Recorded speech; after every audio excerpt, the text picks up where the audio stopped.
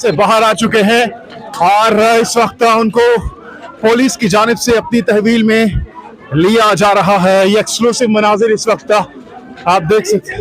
इमरान खान जिंदाबाद, इमरान खान जिंदाबाद, इमरान खान जिंदाबाद, इमरान खान जिंदाबाद, पाकिस्तान जिंदाबाद, पाकिस्तान जिंदाबाद, पाकिस्तान जिंदाबाद, पाकिस्तान जिंदाबाद, पाकिस्तान जिंदाबाद, इमरान खान जिंदाबाद, इमरान खान जिंदाबाद, इमरान खान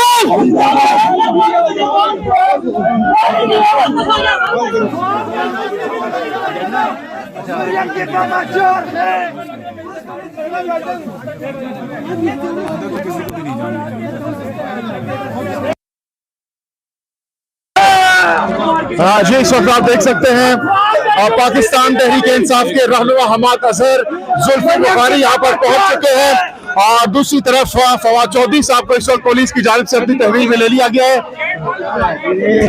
उन्होंने फवाद भाई के मुंह पे मारा, उन्होंने पुलिस वालों ने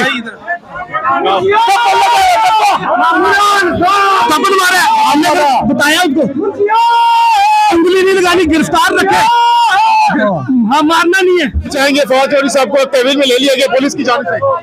फवाद चौधरी जो है वो अपने ज़मीर का कैदी है और वो पूरे पाकिस्तान के लिए जदोजहद कर रहा है। ये बौने उसको क्या गिरफ्तार करेंगे। फवाद चौधरी का कद इन सबसे ऊपर निकल गया। हौसले पस्त कर सकेंगे फवाद चौधरी? नहीं होता।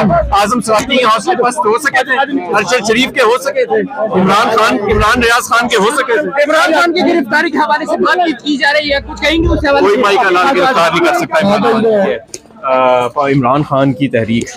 तो इंशाल्लाह ताला आप देखेंगे कि ये तहरीक जो है ये इस तरह दबने वाली नहीं है। आगे देखना 2 मिनट बात कर लेते हैं। इधर खड़े हो जाओ, बस खड़े हो जाओ, सब खड़े हो जाओ। चलो देखें जी क्या कहना चाहेंगे?